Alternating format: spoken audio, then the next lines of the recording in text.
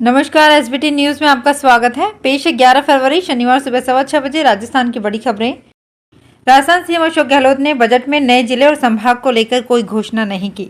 बड़ी उम्मीद के साथ जनता और जनप्रतिनिधि इसकी उम्मीद में थे, लेकिन अब उन्हें उच्च स्तरीय कमेटी की रिपोर्ट का इंतजार करना होगा। वर्तमान में राजस्थान में 33 जिले और 7 संभाग हैं। 1 नवंबर 1956 को 7 चरण पूरा करने के बाद राजस्थान का एकीकरण हुआ। तब राजस्थान में 26 जिले बनाए गए थे। राजस्थान के मुख्यमंत्री अशोक गहलोत ने शुक्रवार को सदन में बजट भाषण पढ़ते हुए किसानों के लिए कई बड़ी घोषणाएं की। उन्होंने कृषि बजट में खेती के लिए निर्बाध बिजली सप्लाई देने की घोषणा करते हुए कहा कि राज्य में 2000 यूनिट प्रति माह बिजली का उपयोग करने वाले किसानों को बिजली मुफ्त दी जाएगी। उनका कहना था कि इससे प्रदेश के सभी 11 लाख से अधिक किसानों को लाभ मिल सकेगा। इसके साथ ही अगले 3 वर्षों में अजमेर, अलवर, बारां, भीलवाड़ा, चित्तौड़गढ़, दौसा, धौलपुर, हनुमानगढ़, जयपुर, जैसलमेर, झालावाड़, झुंझुनू, करौली, राजसमंद, सवाई माधोपुर जिलों को सिंचाई योजना में भी सौगातें दी है।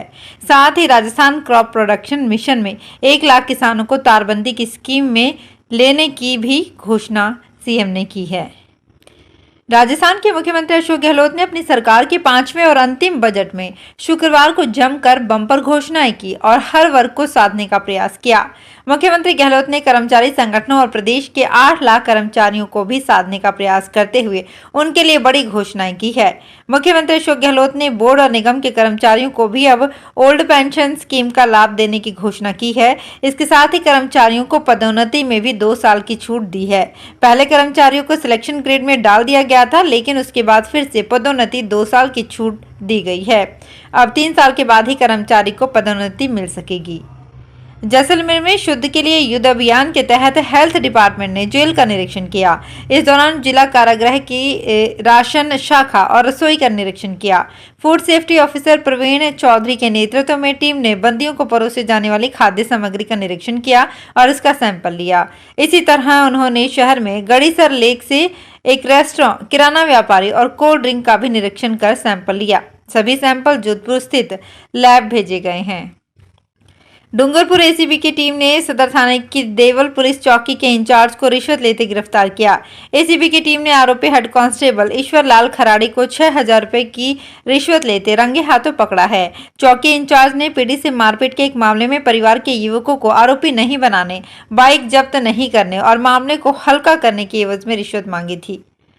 नशीली दवा तस्करी प्रकरण में हरिद्वार की दवा कंपनी संचालक को गिरफ्तारी की धमकी देकर 2 करोड़ की रिश्वत मांगने के मामले में गिरफ्तार राजस्थान एसओजी की एडिशनल एसपी दिव्या मित्तल को आज अजमेर कोर्ट में पेश किया गया। कोर्ट में शुक्रवार को वॉइस सैंपल को लेकर सुनवाई हुई। न्यायाधीश ने 17 फरवरी को कोर्ट में सैंपल देने के आदेश दिए हैं। कोर्ट के आदेश पर बचाव पक्ष ने विरोध जाहिर किया, साथ ही हाईकोर्ट में जाने की बात कही। कोर्ट में पेशी के दौरान दिव्या मित्तल के चेहरे पर किसी तरह की कोई शिकन नहीं थी। दिव्या मित्तल ने मीडिया के कैमरे पर कहा, रिकॉर्डिंग करने से पहले केस स्टडी करें, इसमें और चीजें निकल कर आएंगी। मीडिया रिपोर्ट्स के अनुसार सूर्य का एक बड़ा हिस्सा अपनी सतह से टूट गया है और अब एक बवंडर की तरह उसके चारों ओर चक्कर लगा रहा है। इससे साइंटिस्ट हैरान हैं। वो पता लगाने की कोशिश कर रहे हैं कि ये कैसे हुआ। इस घटना को नासा के जेम्स वेब टेलीस्कोप ने रिकॉर्ड किया है। इस वीडियो को पिछले हफ्ते स्पेस वेदर फोरकास्टर डॉक्टर तमिता स्कोव ने ट्विटर पर शेयर किया था। मीडिया रिपोर्ट्स के अनुसार सूरज से सोलर फ्लेयर्स यानी कि हाई एनर्जी रेडिएशन निकलती रहती है। इससे धरती पर कम्युनिकेशन पर असर पड़ता है। इसलिए वैज्ञानिकों को चिंता सता रही है कि इस बार तो सूर्य का एक हिस्सा टूटकर अलग हुआ है। साइंटिस्ट ये समझने की कोशिश कर रहे हैं कि इस लेटेस्ट डेवलपमेंट का धरती पर क्या असर होगा। राजस्थान देवस्थान विभाग के मंदिरों के आसपास मौजूद जमीनों पर मंदिर संस्कृति के अनुरूप नंदनवन, उपवन व न्याय वाटिकाएं तैयार की जाएंगी। ये कार्य स्थानीय प्रशासन और वन विभाग के सहयोग से किया जाएगा। इसके लिए विभाग ने नंदन कानन योजना बनाई है। देवस्थान आयुक्त प्रज्ञा केवल रमानी ने प्रदेश के सभी सहायक आयुक्त को विभाग की नंदन कानन योजना के अंतर्गत मंदिरों की भूमि पर वृक्षारोपण करने के लिए संबंधित जिला प्रशासन व वन विभाग से समन्वय स्थापित कर कार्य करने के निर्देश दिए हैं। सुप्रीम कोर्ट ने शुक्रवार को अडानी ग्रुप के खिलाफ हिंडनबर्ग की रिपोर्ट से जुड़ी 2 जनहित याचिकाओं पर सुनवाई की।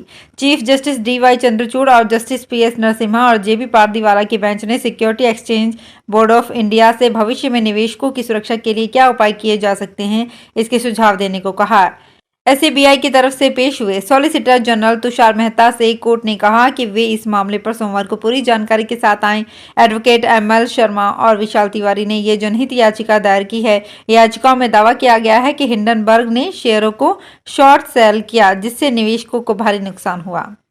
मुख्यमंत्री अशोक गहलोत के बजट से बीकानेर को बड़ी उम्मीदों में कुछ पूरी हुई है। पीबीएम अस्पताल के ट्रॉमा सेंटर पर करीब 20 करोड़ रुपए खर्च होंगे, जबकि श्रीकोलायत में फल मंडी की घोषणा की गई है। बीकानेर पश्चिम में सरकारी कॉलेज की उम्मीद पूरी हो गई है। इसके अलावा मुक्ता प्रसाद नगर की चौकी को थाने में अपग्रेड कर दिया गया है। सीएम अशोक गहलोत ने हर ब्लॉक मुख्यालय पर डिजिटल लाइब्रेरी खोले जाने का ऐलान किया है। इससे पहले केंद्र के बजट 2023 में वित्त मंत्री निर्मला सीतारमण ने नेशनल डिजिटल लाइब्रेरी खोले जाने की घोषणा कर चुकी हैं। डिजिटल लाइब्रेरी एक ऐसा पुस्तकालय है जिसमें पुस्तकों का संग्रह डिजिटल या इलेक्ट्रॉनिक रूप में होगा। इलेक्ट्रॉनिक उपकरणों एवं कंप्यूटर के माध्यम से इसका उपयोग किया जा सकता है। मुख्यमंत्री अशोक गहलोत ने बजट में हाफती रोडवेज को थोड़ी संजीवनी दी है।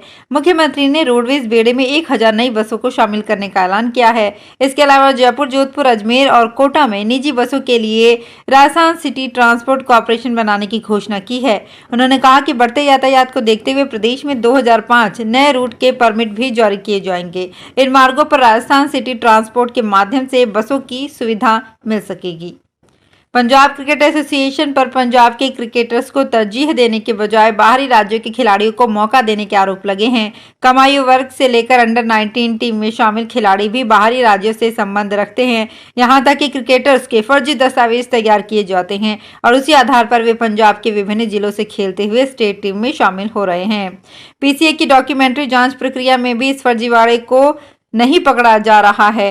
इस संबंध में पंजाब के कुछ क्रिकेटर्स के परिजन शुक्रवार को चंडीगढ़ के सेक्टर 27 स्थित प्रेस क्लब में दस्तावेजी सबूत के साथ प्रेस कॉन्फ्रेंस कर जानकारी देंगे। इस दौरान वो पंजाब के क्रिकेटर्स के भविष्य से हो रहे खिलवाड़ के बारे में जानकारी देंगे।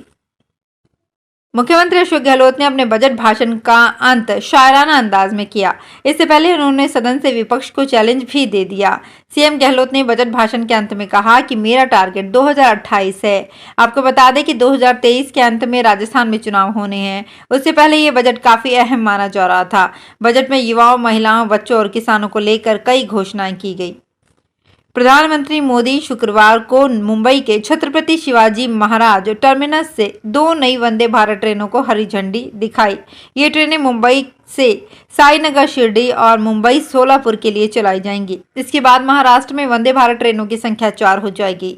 मुंबई सोलापुर ट्रेन देश में शुरू की जाने वाली 9वीं वंदे भारत ट्रेन है। मौजूदा सुपरफास्ट ट्रेन 7 घंटे 55 मिनट का समय लेती है, जबकि वंदे भारत 6 घंटे 30 मिनट में समान यात्रा पूरी करेगी।